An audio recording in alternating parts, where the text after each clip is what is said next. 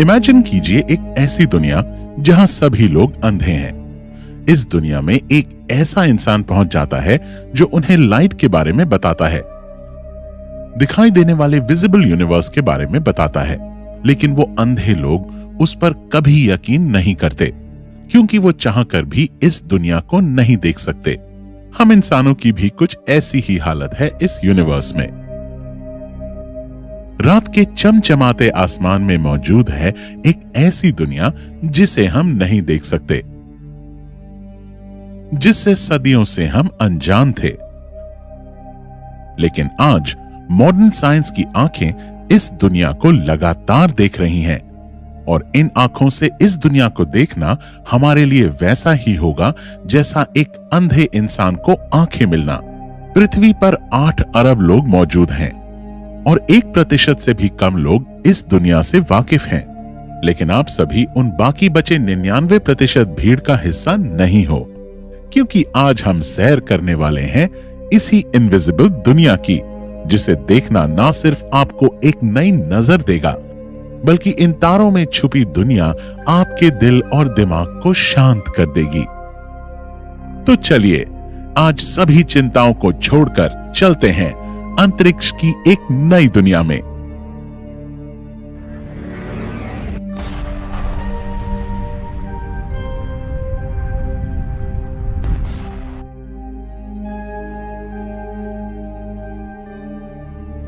ये है हमारी पृथ्वी। आपकी जिंदगी के कई साल गुजर गए होंगे, लेकिन क्या आपने सोचा है कि आप एक 13,000 किलोमीटर चौड़े गोले पर बैठकर ब्रह्मांड में 30 किलोमीटर प्रति सेकंड की रफ्तार से घूम रहे हैं? पृथ्वी ब्रह्मांड का सबसे महत्वपूर्ण ग्रह है। 4 अरब साल के इतिहास में पृथ्वी ने अनगिनत कहानियों को जन्म दिया है। पृथ्वी पर 6.5 करोड़ साल पहले डायनासोर्स उत्पात मचाया करते थे, लेकिन सिर्फ एक एस्ट्रॉयड ने सभी डायनासोर्स का सफाया कर दिया। अब तक जीवन से भरपूर इस ग्रह पर 5 बार प्रलय आ चुकी है, लेकिन फिर भी लाइफ हर बार फिर से पैदा हुई है। फिलहाल पृथ्वी पर हम इंसानों का राज है। हमें घबराने की जरूरत नहीं, क्योंकि पृथ्वी की रक्षा कर रहा है हमारा चांद। चांद हमें अपनी ओर बुला रहा है।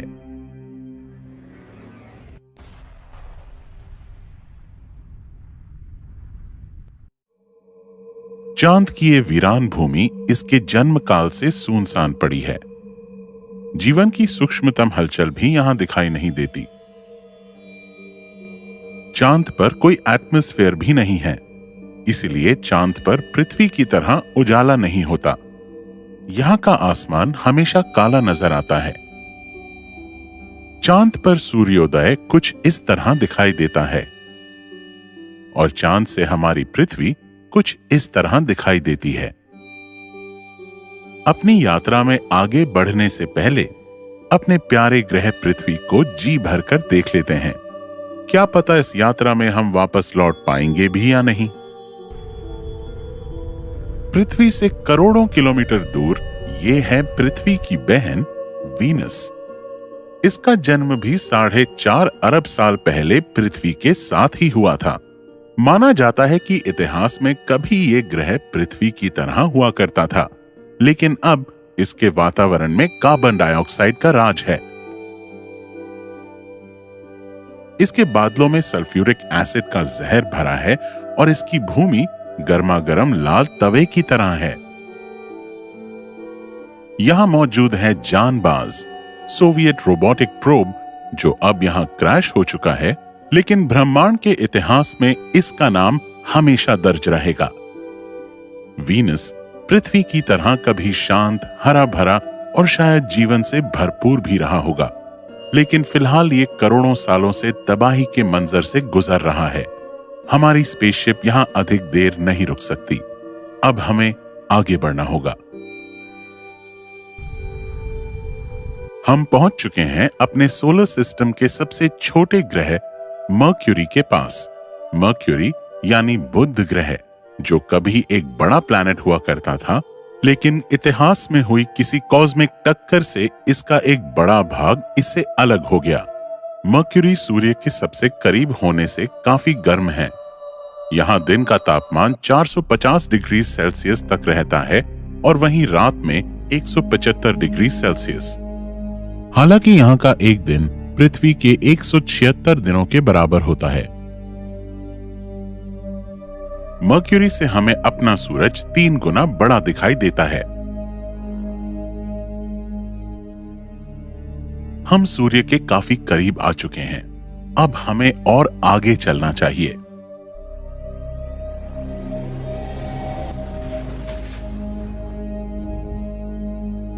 इस दिव्य उज्जवल सूर्य को हम बरसों तक निहार सकते हैं। लगता है कि इसकी सुंदरता के सामने ब्रह्मांड की हर चीज बेकार है। हमारे सौर मंडल का केंद्र यही है जो सभी ग्रहों को थामे हुए है। पृथ्वी से 13 लाख गुना बड़ा ये गोला अंतरिक्ष में 200 किलोमीटर प्रति सेकंड की रफ्तार से बेखौफ घूम रहा है और इसके साथ हम भी इतनी ही गति पर ब्रह्मांड में सैर कर रहे हैं। ये 200 किलोमीटर हमारे लिए भले ही काफी अधिक हों, लेकिन 14 लाख किलोमीटर चौड़ाई वाले इस अग्नि पिंड के लिए ये अंतरिक्ष में एक पैर रखने के बराबर भी नहीं है। सूर्य के पास कोई सॉलिड सरफेस नहीं है। इसका सरफेस टेम्परेचर 6000 केल्विन है। रात के आसमान में दिखाई देने वाले सभी सितारे इसी सूर्य की तरह प्लाज्मा के सागर हैं और हमारी पृथ्वी पर मौजूद रेत के कणों से भी ज्यादा तारे इस ब्रह्मांड में मौजूद हैं। हमारे सूरज से आने वाला प्रकाश हमारे ग्रह पर 8 मिनट में पहुंचता है, लेकिन उसी प्रकाश को इसके केंद्र से निकलने में 1 लाख साल का समय लग जाता है। इसके केंद्र में हम अपनी स्पेसशिप को नहीं ले जा सकते। अभी हमारी स्पेसशिप की प्रोटेक्टिव शील्ड इसकी गर्मी को सहन नहीं कर सकती। अब हमें आगे बढ़ना होगा।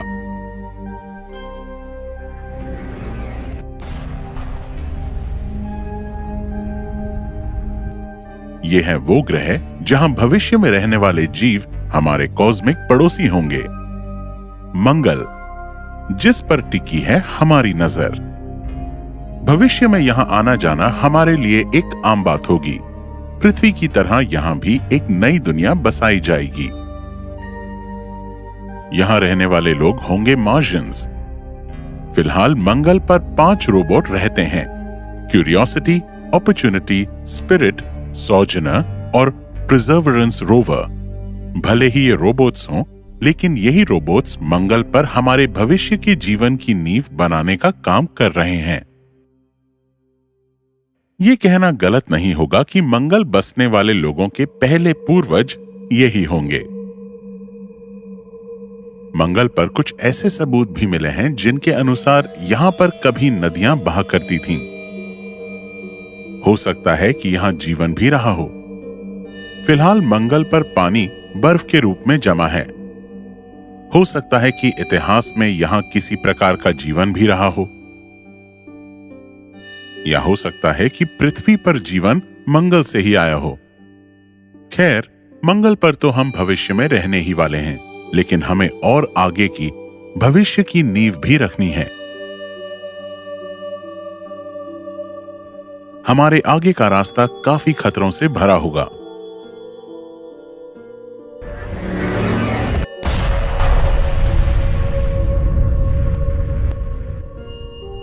ये हैं एस्ट्रॉइड्स। हम गुजर रहे हैं एस्ट्रॉइड बेल्ट से। ये वही जगह है जहां से माउंट एवरेस्ट जितना बड़ा एस्ट्रॉइड हमारी धरती पर आकर गिरा था और डायनासोर को खत्म कर दिया था। हमें ऐसे हजारों एस्ट्रॉइड से बचकर आगे जाना होगा। फाइनली हम एस्ट्रॉइड बेल्ट को पार कर चुके हैं। ये है हमारी पृथ्वी का बड़ा भाई जुपिटर। पृथ्वी से 1000 गुना बड़ा ये दानव अपने अंदर सौर मंडल के सभी ग्रहों को थाम सकता है। इस पर घूम रहे ये क्लाउड्स अमोनिया और पानी के भंडार हैं। जुपिटर एक गैस जायंट है। इसमें कोई सॉलिड सरफेस नहीं है, बल्कि ये गैस से भरा एक गुब्बारा है। लेकिन जुपिटर के पास एक सॉलिड कोर है जो कि हमारी पृथ्वी जितनी बड़ी हो सकती है। अगर हम जुपिटर के अंदर जाएं तो हम फ्री फ्लोट करते रहेंगे। जुपिटर पर जीवन की कल्पना करना तो बिल्कुल असंभव लगता है, लेकिन इसके चंद्रमाओं पर जीवन की संभावना हो सकती है। जुपिटर के चंद्रमा कैलिस्टो के नीचे समुद्र का होना संभव है और वहां जीवन की संभावना हो सकती है। कैलिस्टो सोलर सिस्टम का वो चांद है जिस पे सबसे अधिक एस्ट्रॉइड्स के हमले हुए हैं। अगर आप इस पर मौजूद हजारों चमकीली संरचनाओं में खड़े हो जाएं, तो आपको कुछ भी दिखाई नहीं देगा, क्योंकि ये इतनी ज्यादा ब्राइट है कि वहां चारों तरफ लाइट ही लाइट मौजूद होगी और हम कुछ भी नहीं देख पाएंगे। लेकिन फिलहाल हमें बहुत कुछ देखना बाकी है। अब हम आगे चलते हैं। ये है शनि, हमारे सोलर सिस्टम का सबसे खूबसूरत ग्रह। लेकिन इस खूबसूरत ग्रह की आवाज थोड़ी डरावनी लग सकती है। जरा इसे आप खुद सुनकर देख लीजिए।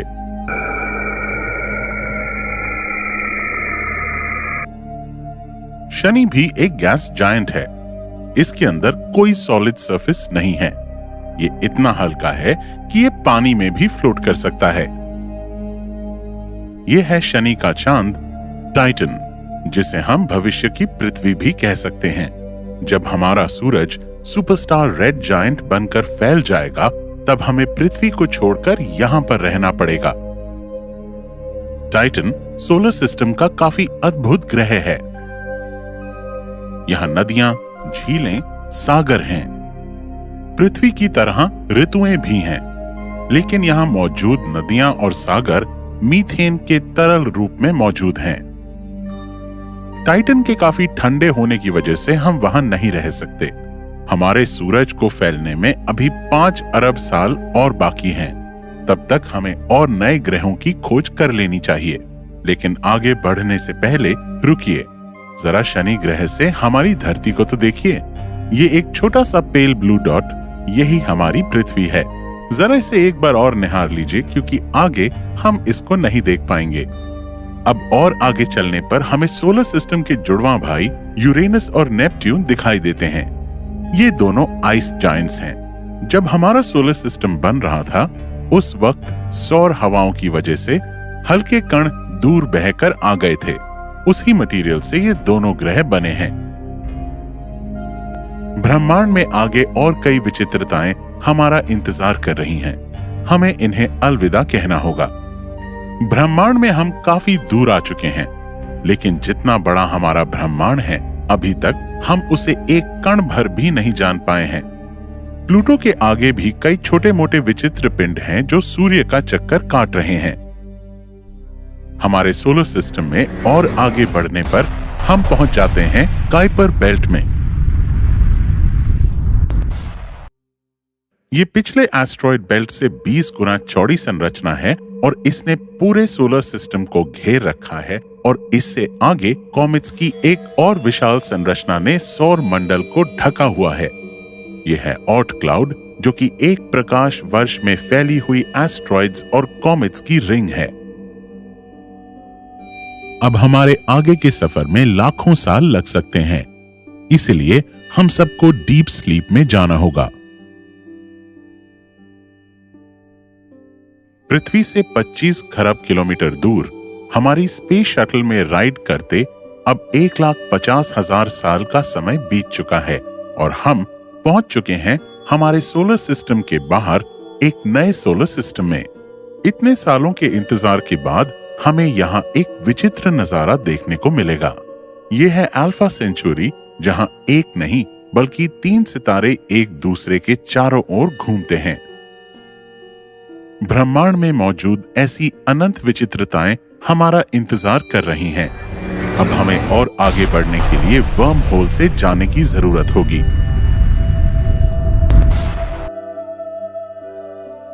यह है स्टीफनसन 218, ब्रह्मांड का सबसे बड़ा तारा। यह सूरज से 2000 गुना बड़ा है। इसमें हमारे सूरज जैसे 2 अरब तारे समा सकते हैं, लेकिन तारों के ब्रह्मांड में और भी कई रूप हैं। यह है एक व्हाइट ड्वार्फ। हमारे सूर्य जैसे सितारे मरने के बाद ऐसा ही रूप ले लेते हैं। इसकी ग्रेविटी सूरज से 10,000 गुना ज्यादा होती है। इस पर मौजूद एक चम्मच पदार्थ का वजन 15 टन के बराबर होता है।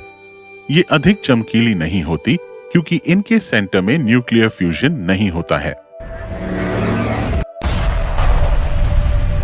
यह है एक न्यूट्रॉन स्टार जो कि साइज में हमारे सूर्य से काफी छोटा है, लेकिन इसका गुरुत्वाकर्षण बल उससे करोड़ों गुना ज्यादा है।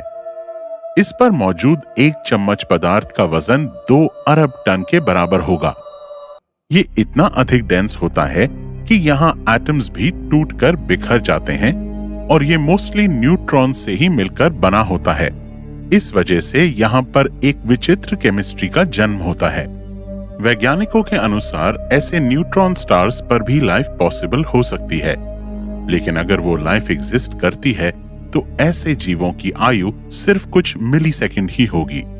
ब्रह्मांड में न्यूट्रॉन स्टार से भयंकर सितारों के रूप भी मौजूद हैं। हमें अपनी स्पेसशिप में एक विचित्र एलियन सिग्नल मिल रहा है। चलिए इस सिग्नल का पीछा करते हैं। ओह, ये हम कहां आ गए? तो ये सिग्नल यहां से आ रहे थे।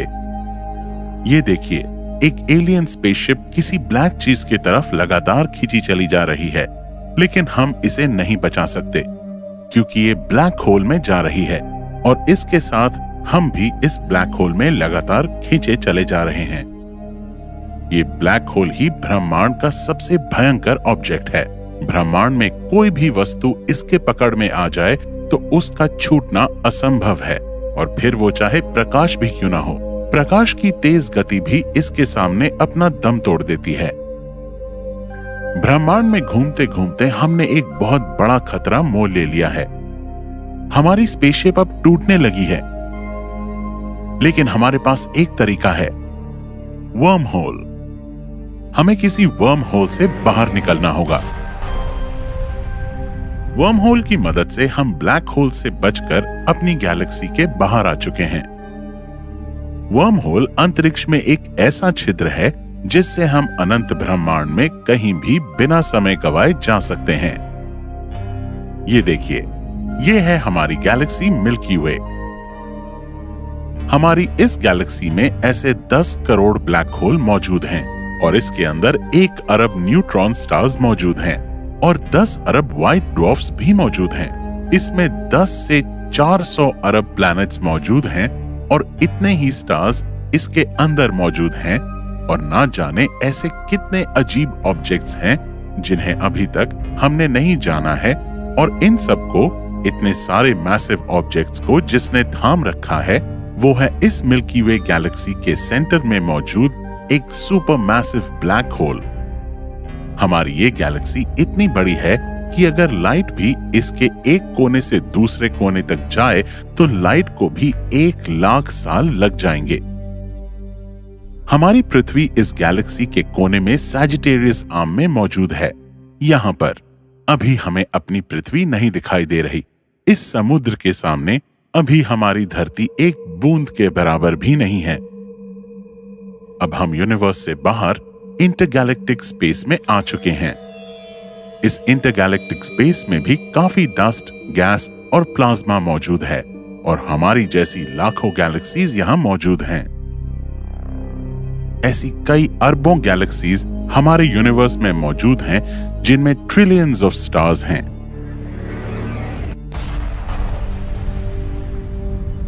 दोस्तों, अभी हम एक सुपर क्लस्टर तक पहुंच चुके हैं। ये कई गैलेक्सीज के लोकल ग्रुप्स का समूह है। यह है वर्गो सुपर क्लस्टर। इसमें दिखाई देने वाला एक एक डॉट एक एक गैलेक्सी को रिप्रेजेंट कर रहा है। इसके अंदर हजारों गैलेक्सीज मौजूद हैं, लेकिन इससे भी आगे चलने पर हमें ऐसे कई सुपर क्लस्टर्स का समूह मिलता है। यह है लानियाकिया सुपर क्लस्टर। इसके अंदर कम से कम 1 लाख गैलेक्सीज मौजूद होंगी। इससे आगे चलने पर लेनाकिया सुपर क्लस्टर जैसे कई सुपर क्लस्टर्स देखने को मिलते हैं, और ये सब कुछ इस तरह कनेक्टेड दिखाई दे रहे हैं जैसे हमारे दिमाग के न्यूरॉन्स कनेक्टेड हों।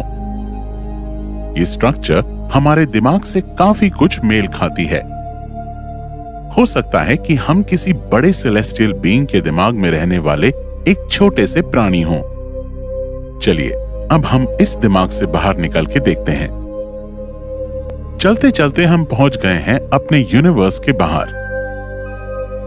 तो फ्रेंड्स, ये है हमारा यूनिवर्स, ऑब्जर्वेबल यूनिवर्स। इसके अंदर करीब 200 अरब गैलेक्सीज मौजूद हैं।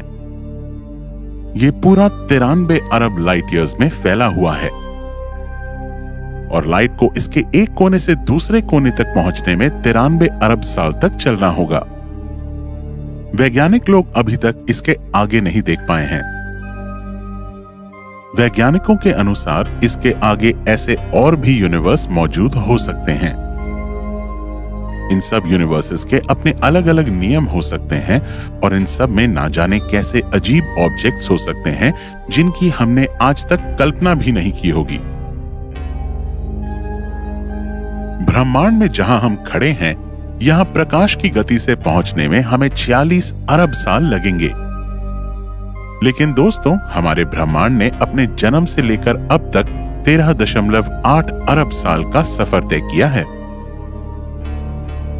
और आने वाले समय में ब्रह्मांड में क्या क्या घटनाएं होंगी, क्या हम पृथ्वीवासी कभी अपने कॉस्मिक भाइयों को खोज पाएंगे, या क्या फिर इतने बड़े ब्रह्मांड में हम अपनी पॉपुलेशन को बढ़ा पाएंगे?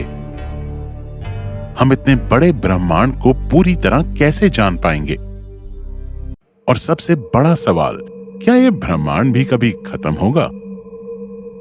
हमारा ब्रह्मांड कब और कैसे खत्म होगा, ये आगे की कहानी है। लेकिन आज हमारे ब्रह्मांड का सफर यहीं खत्म होता है। ब्रह्मांड के अरबों सालों के इतिहास में क्या क्या घटनाएं हुई हैं और आने वाले कल में क्या क्या होने वाला है, इस सभी को हम जानेंगे किसी और सफर में। फिलहाल हम अभी पृथ्वी पर वापस आ चुके हैं। उम्मीद रखते हैं कि आपको ये सफर काफी अच्छा लगा होगा। हमारी यूनिवर्स की इस नई रियलिटी को अपने फ्रेंड्स और फैमिली के साथ भी शेयर करें, ताकि वो भी कॉस्मिक आंखों से इस इनविजिबल दुनिया को देख सकें। मिलते हैं आपसे अगले वीडियो में, तब तक के लिए अलविदा।